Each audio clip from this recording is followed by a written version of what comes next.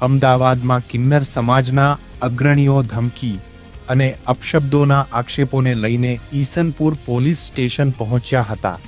કિન્નર સમાજના અગ્રણી કામિની દેના નેતૃત્વમાં સમાજના સભ્યોએ રજૂઆત કરી હતી કે સંજય વ્યાસ નામના વ્યક્તિ દ્વારા કથિત રીતે અવારનવાર ફોન પર અપશબ્દો બોલવામાં આવે છે તેમજ સમાજના અગ્રણી સિલ્ક દેને જાનથી મારી નાખવાની ધમકીઓ. આ મામલે અગાઉ પણ પોલીસને અરજી આપવામાં આવી હોવાનો દાવો કરવામાં આવ્યો હતો અને હવે તાત્કાલિક કડક કાર્યવાહી તથા ન્યાયની માંગ કરવામાં આવી છે.